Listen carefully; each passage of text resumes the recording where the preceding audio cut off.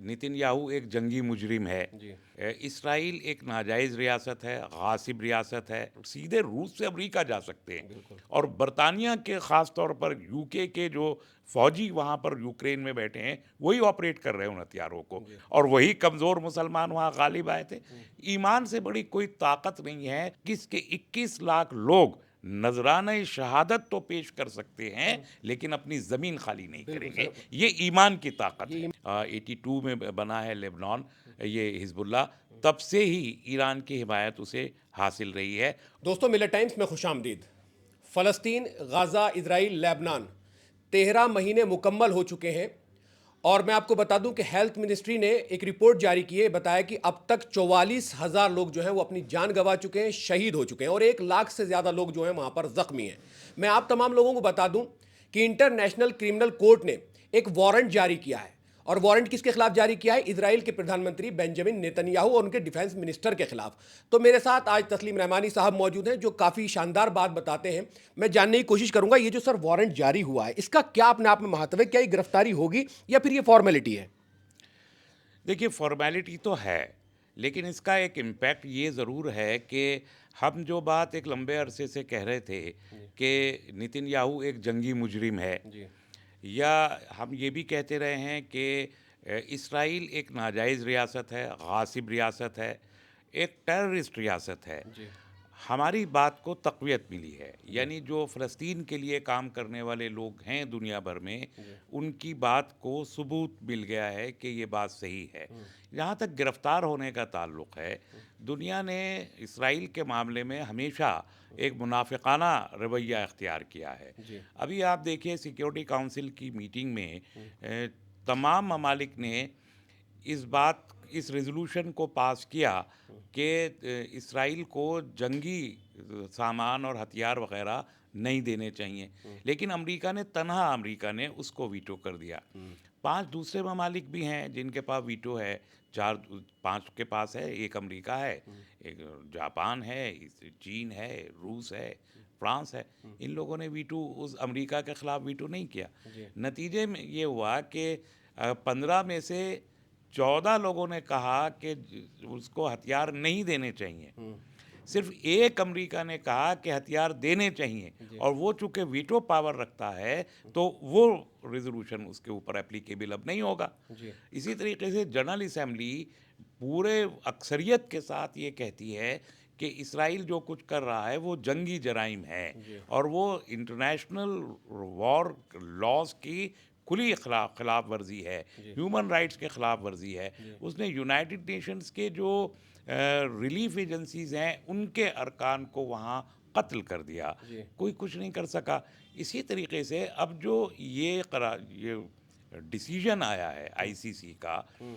उसमें इनके ख़िलाफ़ वारंट हो गया, तो उसका ज़्यादा से ज़्यादा असर ये हो सकता है कि वो किसी ऐसे मुल्क में अगर जाते हैं नेतन्याहू या उनके साबिक़ वज़ीर दिफ़ा, जहाँ पर इसराइल हिमायत याफ्ता लोग नहीं हैं, वहाँ उनको गिरफ़्तार किया जा सकता है। अदरवाइज़ तो वो फ्री हैं, उनको कोई गिरफ़्तार नहीं करेगा, कहीं भी उनकी कोई गिरफ़्तारी नहीं होगी। ये अब वो जाएंगे क्यों? वो कहीं भी जाए। इस तरीके से आजकल अमेरिका जाते हैं या एक आध और 2 मुल्क में, वो उनके न सिर्फ ये कि दोस्त हैं, बल्कि बॉसेस हैं हाँ, वो वहीं इसराइल जा के, रहे हैं जहाँ उनकी हिमायत होती है, उसके अलावा जहाँ नहीं उनकी जाएंगे। हिमायत है। अब हाँ। बिलियंस ऑफ डॉलर अमेरिका ने दिए हैं।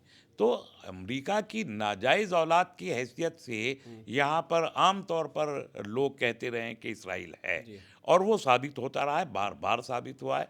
लेकिन अमेरिका अगर ना हो तो इसराइल की कोई हैसियत नहीं है। जी। यूरोपीय ममालिक ख़ुसूसन नाटो की कंट्रीज़ अगर ना हो तो इसराइल की कोई हैसियत नहीं है कि वो एक पत्थर भी किसी के ऊपर मार सके। जी। तो इसराइल को जब हम कहते हैं कि वो एक गासिब रियासत है, तो दरअसल इसराइल का मतलब ये होना चाहिए कि हम पूरे अमेरिका, नेटो और बहुत से यूरोपीय ममालिक को भी उसमें साथ मिला के कह रहे हैं, क्योंकि उनके बगैर इसराइल कुछ भी नहीं कर सकता। सर, हिजबुल्लाह एक छोटा सा संगठन है, लेकिन इस जंग में जिस तरह से लगातार उन्होंने सामना किया है, और मैं आपको बताऊं कि फ़लस्तीन इजराइल का जो ये प्रधानमंत्री है इसकी सिक्योरिटी पे करोड़ों अरबों खरबों रुपए लगे हुए हैं।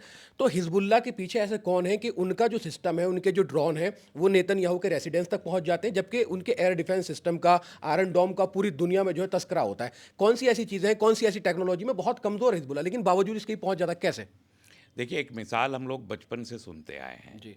हाथी की सूंड में चींटी, हाँ, बिल्कुल। है ना? हाँ। हाथी तो बहुत ताकतवर होता है, जी। सभी जानते हैं कि हाथी किसी को सूंड मार दे तो हाँ, बिल्कुल, हड्डियाँ तोड़ देगा। बिल्कुल। लेकिन इतना ताकतवर हाथी भी, जी। उसमें एक चींटी से छोटा शायद ही कोई जानवर होता हो दुनिया में, बिल्कुल। सबसे छोटा चींटी ही होता है। बिल्कुल। लेकिन वो चींटी अगर सूंड में घुस जाए हाथी की, जी। तो हाथी का कोई ताकत नहीं रहती, उसकी सारी ताकत ज़ाय हो जाती है। बिल्कुल। यही मिसाल है बिल्कुल। जी। इसराइल ने अपने आप को हाथी साबित करने की कोशिश अपने क़याम से लेके अब तक की है। जी। उन्होंने ये तय किया, गोल्डा मेयर जिस ज़माने में उनकी वज़ीर आज़म थीं, तो वो ये कहा करती थीं कि हमारे लिए जो हमारी सिक्योरिटी है वो प्राइम कंसर्न है, हमारे लिए इकोनॉमी हमारी प्राइम कंसर्न नहीं है।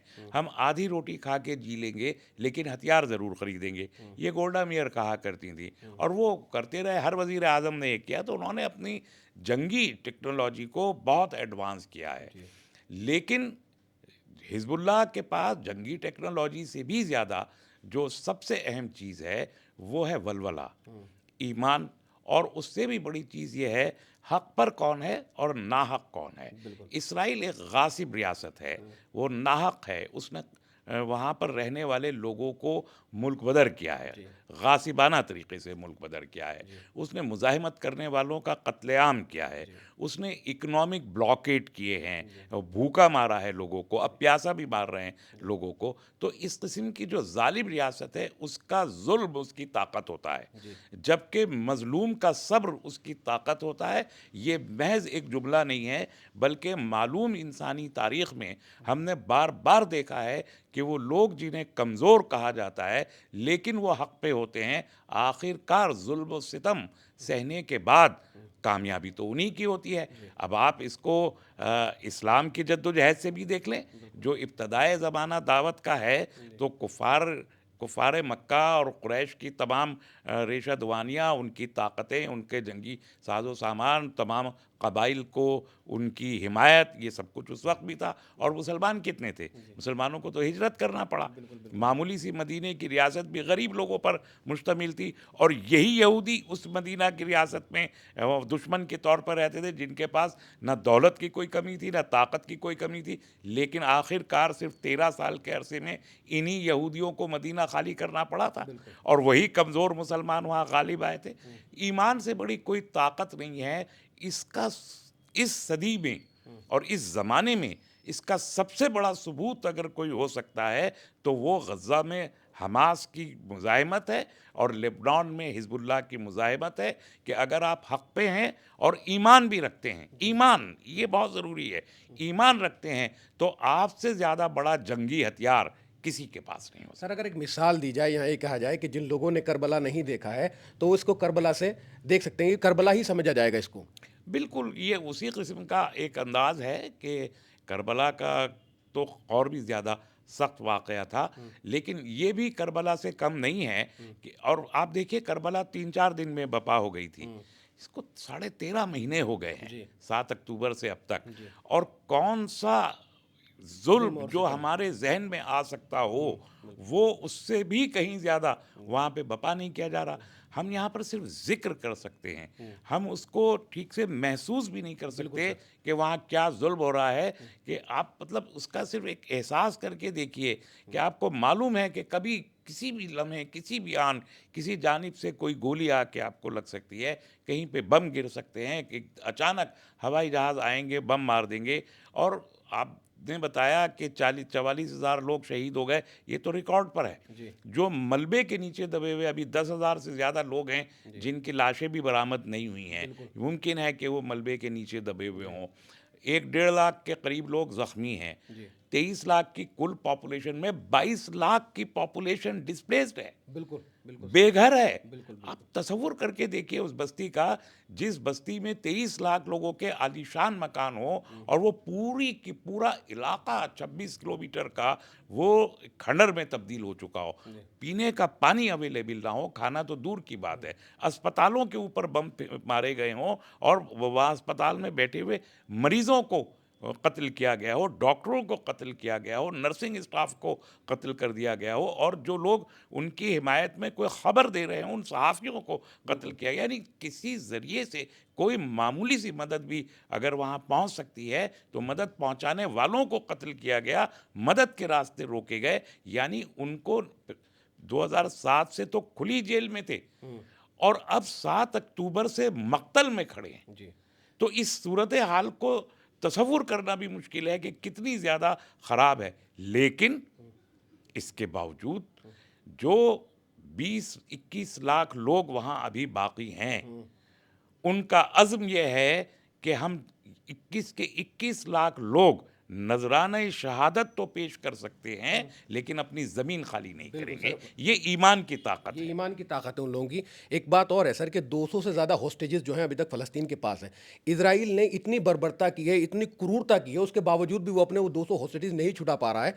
तो ये क्या वजह है कि इज़राइल इतना ताकतवर होने के बावजूद भी हमास के सामने, हिज़्बुल्लाह के सामने वो अपने होस्टेजेस वापस नहीं ला पा रहा है? देखिए 250 के करीब लोग थे वो जिनको पकड़ा था, और अभी शायद 110-15 बाकी हैं। कुछ का इंतकाल हो गया, कुछ को खुद इस्राएली फ़ौज ने हमलों में मार दिया, और कुछ लोग जो हैं वो एक्सचेंज में, जो दरमियान में छोटी छोटी सी वो जंगबंदियाँ हुई, उन एक्सचेंज में रिहा हो गए।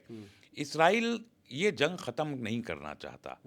इसराइल को एक इससे बेनिफिट ये महसूस होता है इसराइल के अपने कैबिनेट को, कि उन्होंने इसको ख़त्म कर दिया है, गज़ा को ख़त्म कर दिया है, और आज नहीं तो कल वो गज़ा के इन खंडरों पर और इस ज़मीन पे कब्ज़ा कर लेंगे। उन्होंने बाकायदा अभी भी जो ख़बरें आई हैं, गज़ा को 4 हिस्सों में तक़सीम करके मुस्तक़बिल में कॉलोनीज़ का सेटलमेंट कैसे बनाना है, वो उन्होंने वहाँ बना लिए हैं। अपनी फ़ौज के जो हैं जो खाली जगह उनको मिली हैं, वहाँ उन्होंने परमानेंट सेटलमेंट बनाए हैं आर्मी के। वहाँ बिजली और पानी का इंतज़ाम उन्होंने किया है कि आर्मी वहाँ पे रह सके। इसका मतलब ये है कि कहीं न कहीं इस्राएली क़यादत के ज़हन में ये है कि इन 22 लाख लोगों को अल्टीमेटली वो वहाँ से बाहर निकाल देंगे या कत्ल कर देंगे, और पूरा गज़ा उनके काबू में आ जाएगा। तो जो पूरी मेडिटेरेनियन सी की जो जो पोर्ट है, वो सारे पोर्ट भी उनको मिल जाएंगे, और वो जो पीने के पानी का मसला है वो भी हो रहा है। एक बेहतरीन इसराइली कॉलोनी आने वाले दिनों में वहाँ बन जाएगी। तो इसलिए वो जंगबंदी नहीं चाहते, और इसलिए उनको इन हॉस्टेजेस की कोई परवाह नहीं है। उनको ये लगता है कि इन 100-150 लोगों की कीमत पर वो गज़ा पे कब्ज़ा कर सकते हैं, और उनको तमाम ये गैर इंसानी हरकतें करने का जवाज़ उनके पास बरकरार रहेगा। ये शायद वो मान के चल रहे हैं। सर, पूरी 13.5 महीने की जंग में आज इजराइल कहाँ खड़ा है, फ़लस्तीन का क्या नुकसान है और फ़लस्तीन कहाँ खड़ा है? दोनों कैसे देखते हैं, किसका ज़्यादा नुकसान है? क्योंकि अगर जानी हिसाब से देखा जाए तो 44,000 लोग शहीद हुए हैं फ़लस्तीन के, वहाँ तो ठीक है। लेकिन अगर इकोनॉमी के हिसाब से देखा जाए तो इजराइल कहाँ खड़ा है और फ़लस्तीन कहाँ खड़ा है? देखिए अभी तो जंग चल रही है, जी। और जंग प्रोपेगेंडा अभी जंग का एक हथियार है।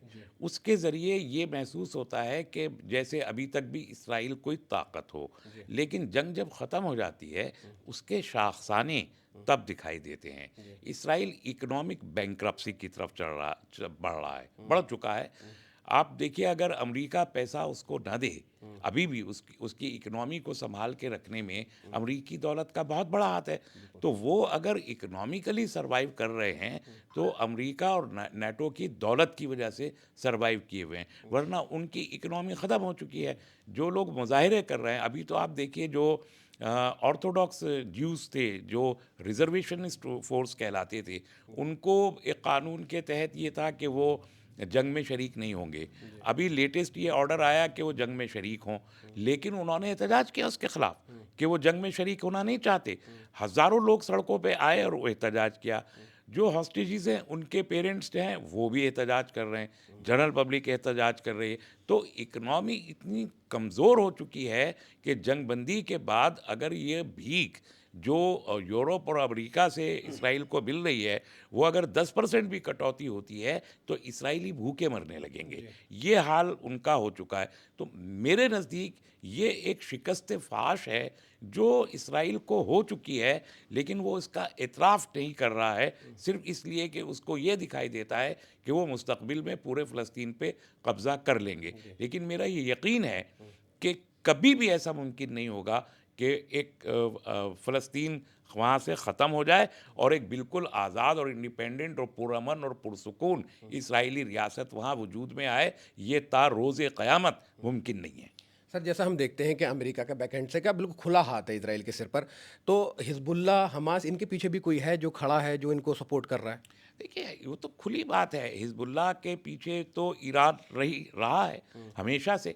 हिज़्बुल्लाह का क़याम जो 80s में आया है, 82-85 में, वो भी इसराइली मज़ालिम, उस वक़्त जो जंग हुई थी, उसमें जो इसराइली मज़ालिम हुए, उसके ख़िलाफ़ मुज़ाहमत के लिए और लेबनान को बचाने के लिए हिज़्बुल्लाह का वजूद अमल में आया। और उस वक़्त भी ईरान की जो भी 89 के बाद से तो कंटिन्यूअस, यानी 79 के बाद, इनक़लाब ईरान के बाद 82 में बना है लेबनान, ये हिज़्बुल्लाह, तब से ही ईरान की हिमायत उसे हासिल रही है और आज खुल्लम खुल्ला हिमायत है, इसमें कोई दो राय नहीं है। और ईरान बजाय ख़ुद एक अस्करी क़ुव्वत भी है और एक ताकतवर मुल्क, इसके बावजूद है कि उसके ऊपर इतनी जंगें थोपी गईं। वही हिमायत हमास के साथ भी है, वही हिमायत हूथियों के साथ भी है। तो चारों तरफ से इसराइल को घेरने का काम और अमेरिका जैसी क़ुव्वत को चैलेंज करने का काम सही मानों में तो ईरान ने किया है। और उसकी प्रॉक्सीज़ कह लीजिए उसको, या उसके हलीफ कहिए, उसके जो इत्तेहादी हैं, वो इत्तेहादी हाथी की सूंड में चींटी की तरह घुसे हुए उसको तड़पने पे मजबूर कर रहे हैं। सर, एक अलग सवाल है, लेकिन मैं यहाँ पूछना चाहूँगा, रूस ने बिल्कुल खुली चेतावनी दी है अमेरिका को उसकी एम्बेसी पे हमला करने के लिए, तो कितना असर होने वाला है इसमें? नहीं, वो बहुत ख़तरनाक मामला है, बहुत ख़तरनाक मामला है। देखिए, ये जो शिकस्त हो रही है इनको प्रैक्टिकली, ये ऑफ़िशियल नहीं हो रही, अनाउंसमेंट नहीं हो रहा, लेकिन प्रैक्टिकली जो गज़ा में और लेबनान में जो शिकस्त हो रही है, आर्मी के जनरल मारे जा रहे हैं, और दूसरे, अभी तो कल एक हिस्टोरियन, बड़ा मशहूर, बड़ा पुराना हिस्टोरियन मारा गया, और मुस्तकिल लेबनान में जो है हज़ीमत का सामना करना पड़ रहा है इसराइल को। फोकस शिफ्ट किया जा रहा है। तो जिस तरीके से इसराइल एक यहूदी रियासत मैं मानता हूँ, चाहे जो कितना भी कानूनी तौर पर आप कहें कि वो यहूदी रियासत नहीं है, वो सेकुलर रियासत है, उनके दस्तूर में लिखा है और उनके बैकग्राउंड में वो है कि वो एक आज़ाद यहूदी रियासत चाहते हैं, तो एक यहूदी रियासत है। उसी तरीके से यूक्रेन भी एक यहूदी रियासत है। ज़ेलेंस्की तो खुद तो यहूदी हैं ही, इसके अलावा हॉलोकॉस्ट के भागे हुए तमाम लोगों की पनाहगाह यूक्रेन है, तो वो भी एक किस्म की यहूदी रियासत है।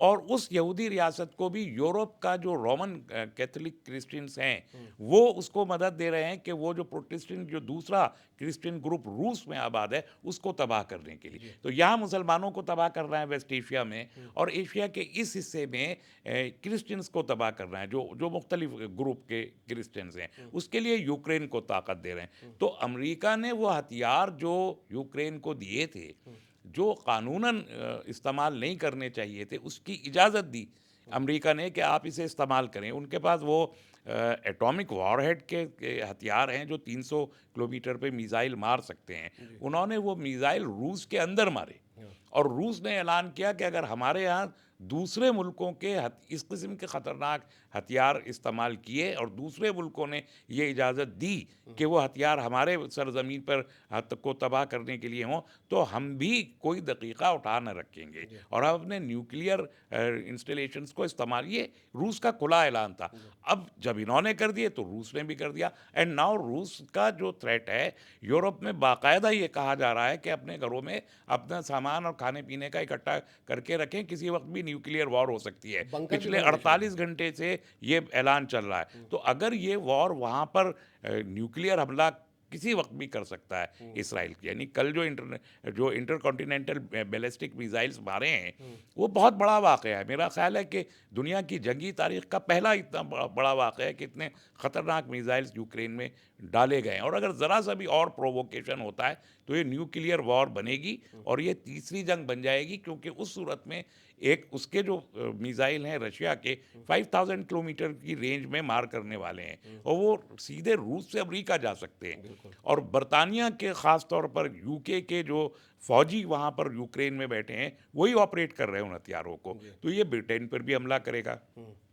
तो ये तीसरी जंग अज़ीम बनेगी। और फिर जो रूस और ईरान के और चीन और ईरान के जो ताल्लुकात हैं, वो अगर इसमें प्रमोट हुए तो ये जो वेस्ट एशिया वाली साइड है ये भी उस खित्ते में आएगी और ये भी आएगा। एक बहुत ही कॉम्प्लेक्स, बहुत ही ख़तरनाक जंग की तरफ अगले एक हफ्ते में बढ़ते हुए हम दिखाई दे रहे हैं। बहुत बहुत शुक्रिया सर। तो मैं आप तमाम लोगों को बता दूं, अक़वाम मुत्तहिदा की भी रिपोर्ट है कि 44,000 जो लोग शहीद हुए उनमें लगभग 70% जो है वो बच्चे और ख़वातीन शामिल हैं। इस जंग का रुख क्या रहेगा? क्या इजराइल इसी तरह से बर्बरता करता रहेगा या फिर वो अपनी हार मानकर वहां से वापस लौट जाएगा? कैमरा पर्सन शमीम के साथ मजहर खान, मिल्लत टाइम्स। मिल्लत टाइम्स को जारी रखने और मजबूत बनाने के लिए हमारी आर्थिक सहायता कीजिए। ये एक आजाद मीडिया हाउस और कमजोरों की आवाज है। आप हमें देखें, सुने, पढ़ें और हर महीने ज्यादा नहीं, सिर्फ 100 रुपए से मदद करें। डिटेल्स डिस्क्रिप्शन में मौजूद हैं।